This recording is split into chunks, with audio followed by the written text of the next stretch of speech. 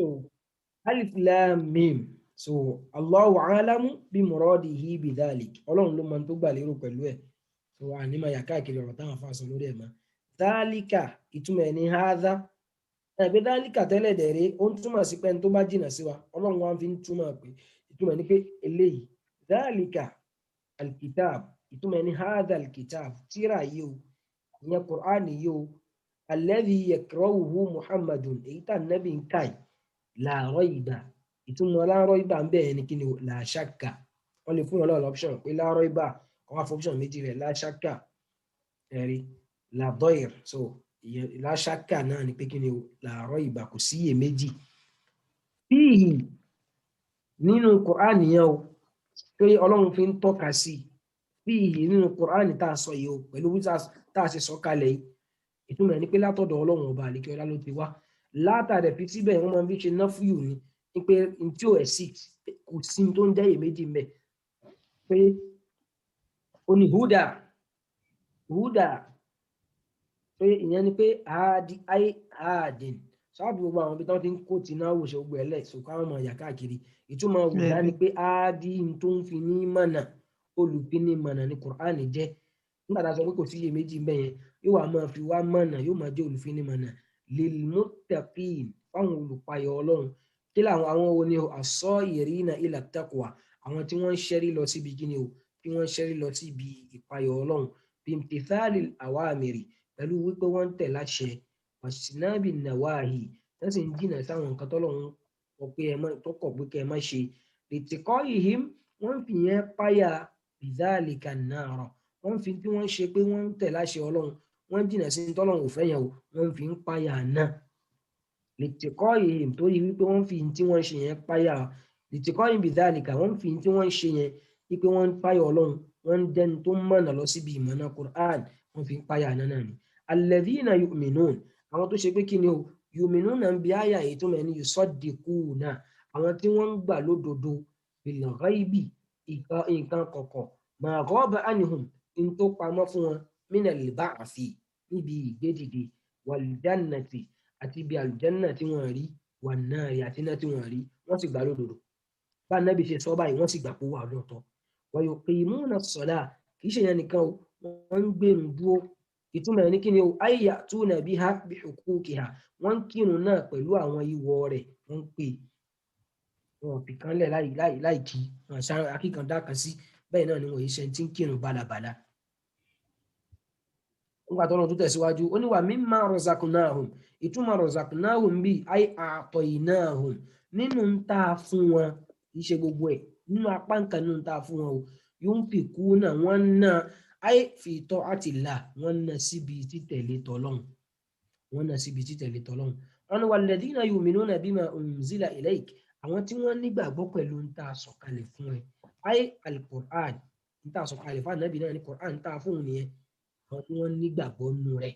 àti yu'minuna eléyìí ó túmọ̀ ìgbàgbọ́ yu'minuna ti iwájú lọ́hùn ó túmọ̀ yusaddiqun ìgbàlódodo wa ma unzila min qablik ayé at-Tawrat wal-Injil wa ghayruhuma èyí tá a sọ̀kalẹ̀ síwájú wa ànábì òun náà ní báíbù àti Tawrat ìta fún Musa àti míì náà tó tún yàtọ̀ sí inú àwọn tàbí fáwọn tó síwájú lọ wabil akhirati hum yuqinun àwọn tí wọ́n nígbàgbọ́ nínú ọjọ́ kẹyìn wọ́n nígbàgbọ́ nínú kíni o níjọ́ ọjọ́ kẹyìn ayé ya'lamun àwọn tí wọ́n mọ̀ bẹ́ẹ̀ tí wọ́n mọ̀ kọjọ́ kẹyìn wà ìtumọ̀ ẹ̀yẹn ayé ẹlẹ́ẹ̀karùn ulaika àwọn tá a bá wá sọ àwọn tá à ń sọ yìí ulaika túmọ̀ sí pé àwọn ọ̀pọ̀lọpọ̀ èèyàn ìtumọ̀ ẹni al-mawsufuna àwọn tá à ń ròyìn bima dhukir pẹ̀lú gbogbo àwọn kan tá à ń sọ síwájú yẹn wọ́n gbàgbọ́ wọ́n gbà wọ́n ní wọ́n tẹ̀lé mọ́nà Kùránì sọ Ọlọ́run ní kí ni o àwọn tá a sọ yẹn o ala hudan min rabbihim wa ulaika humul muflihun àwọn gangan ni wọ́n wà lórí ìmọ̀nà tó wá látọ̀dọ̀ Ọlọ́run ọba wọn o al-muflihun náà ń bí ay al-faizuna bil janna àwọn tí wọ́n jèrè pẹ̀lú àlùjánà wọn ò tẹ àlùjánà Ọlọ́run an-najuna minan nar àwọn tí wọ́n sì là níbi ìyà náà. Ọlọ́run wá ní innal ladhina kafaru ẹ̀rí dájọ́ àwọn tí wọ́n ṣe kèfèrí ka Abi Jahal gẹ́gẹ́ bí Abu Jahali àti kí ni o Abu Lahabi àwọn méjèèjì yẹn ọlọ́run láwọn tí wọ́n ṣe kèfèrí bí irú wọn àtàwọn míì tó tún jọ irú wọn náà ọlọ́run wá ní kí ni sawa'un alayhim a anzartahum bákan náà lórí lára wọn tó bá ní sàwá á rí pé kí ni o àwọn Yorùbá náà máa ń lò sàwáwù ní gbogbo wa o sàwáwù ní gbogbo wa o ìtumọ̀ ẹ̀ ni pé bákan náà kí nǹkan rí déédéé ọlọ́run wá ní àsìkò òkè wá sí o àti òṣè wá sí o bákan náà ní lára wọn à ní gbà náà ni ó pè wọ́n wọn ní dáa lóhùn sawa'un alayhim a anzartahum tó àwọn nǹkan tá kó tì ń bẹ̀ yẹn bẹ́ẹ̀ bí ká sọ pé ká ṣe kí ni o ká kà á gẹ́gẹ́ bí kọlùnù ṣe kà á so àmọ́ kí ni àní lọ síbẹ̀ yẹn ibi àwọn kẹrọ àti yẹn kákàtú lógeere lọ bẹ́ẹ̀ ọlọ́ni sawa'un alayhim bákan náà ní lára àwọn kèfèrí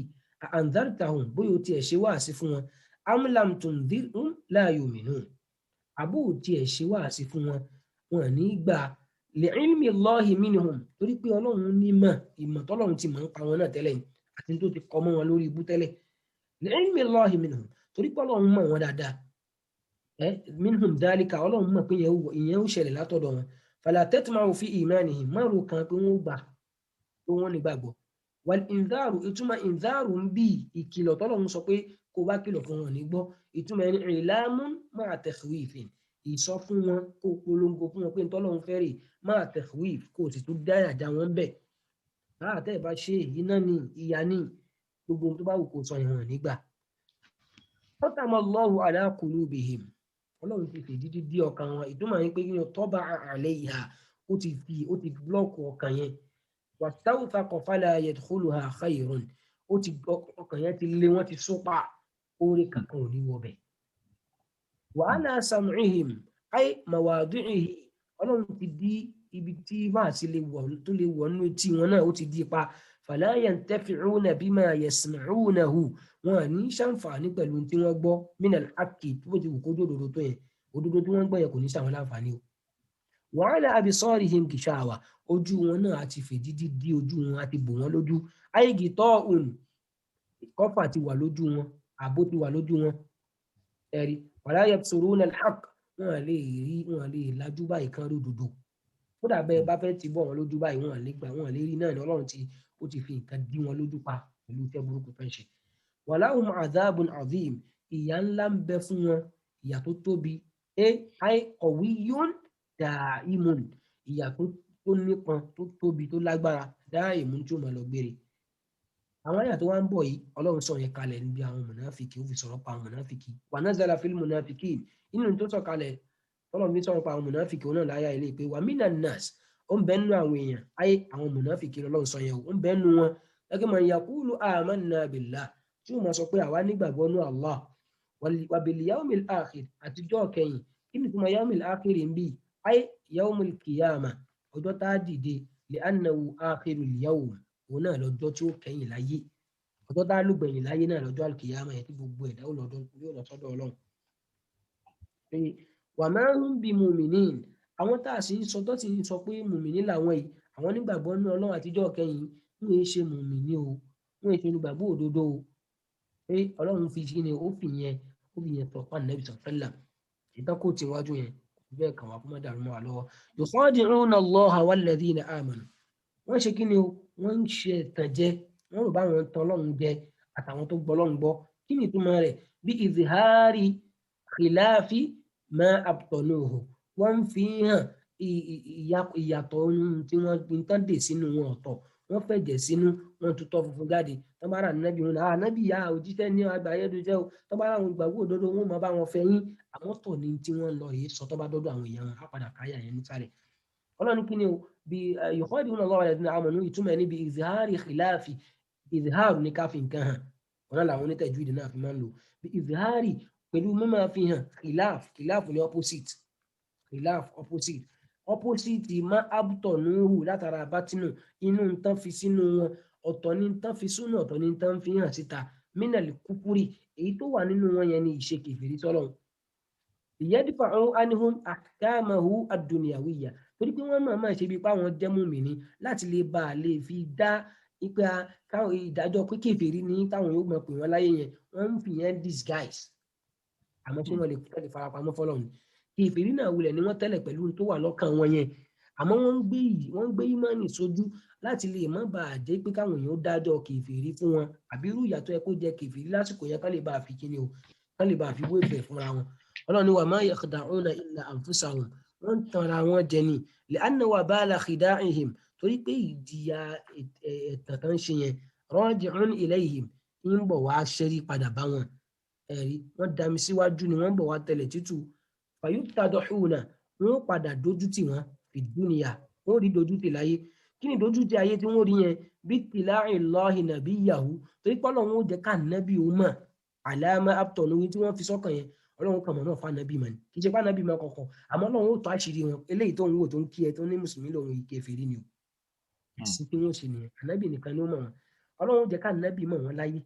àmọ́ tó bá tún dára tó wá dúkà mọ́ náà wọ́n yóò aqabuna fil akhirah Ọlọ́run wà tó fìyà jẹ wọn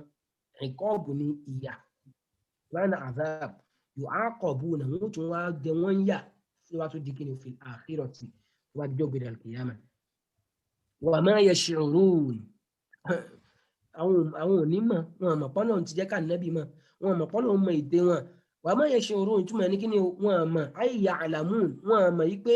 anna khida'ahum li anfusihim pé báwọn ṣe ń ṣẹ̀tàn jẹ yẹn ẹ̀mí àwọn làwọn ń bà á jẹ́ ẹ̀mí àwọn làwọn ń ṣẹ̀tàn jẹ́ pé tó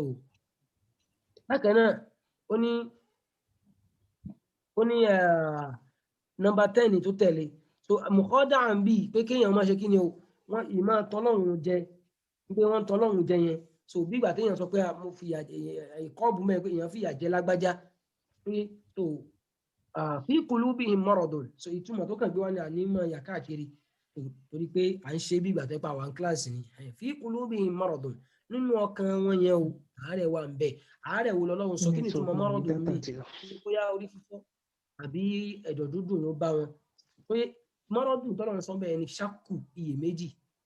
ìmọ̀ ni wọn yẹn kò balance ọkàn wọn ṣe ń rò pé ṣé islam àbí islam kọ́ wà ní fàákùn mùnáfìkì ní fàákùn bẹ lọ́kàn wọn ṣọ̀bẹ́ ṣe lú ó wà ní ọkàn yẹn torí bẹ́ẹ̀ ni kí ni o torí bẹ́ẹ̀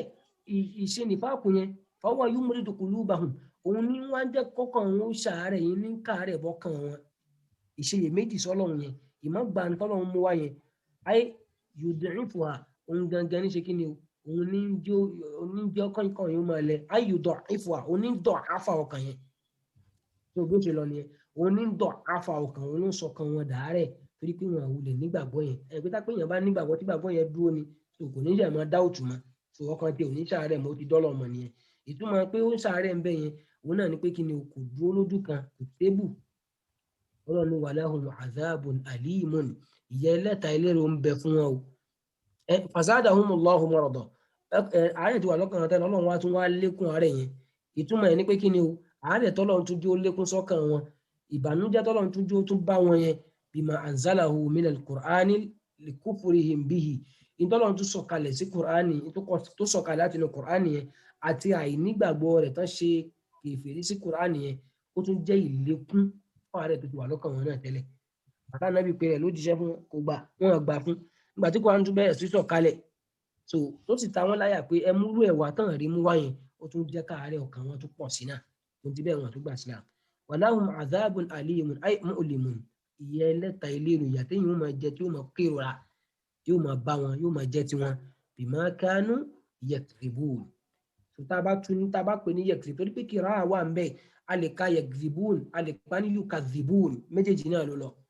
tá a bá ní bima kanu yakribun tá a fún záìlì yẹn ní ṣẹ́dá ìtumọ̀ ẹ̀ ni pé in tí wọ́n ń sọ yẹn o nípa wọn nígbàgbọ́ o irọ́ ni wọ́n ń pa torí irọ́ tí wọ́n sì pa tán láwọn nígbàgbọ́ tí wọ́n sì tó nígbàgbọ́ yẹn òun ni wọ́n fi dìyà àmọ́ tá a bá fún záìlì yẹn ní ṣẹ́dá ta ní yukazibun ìyẹn ni pé kí ni wọ́n pa nẹ́bì nírọ́ wọ́n ó jìyà ẹlẹ́ta ìlérò torí pé wọ́n pa nẹ́bì nírọ́ pé a tù bẹ́ẹ̀ wọ́n ó jìyà ẹlẹ́ta ìlérò torí pé wọ́n parọ́ páwọn ní mọ́nì sọ ọ̀nà méjèèjì náà ní kí ni ọ̀nà méjèèjì náà lọ Wallahu ta'ala.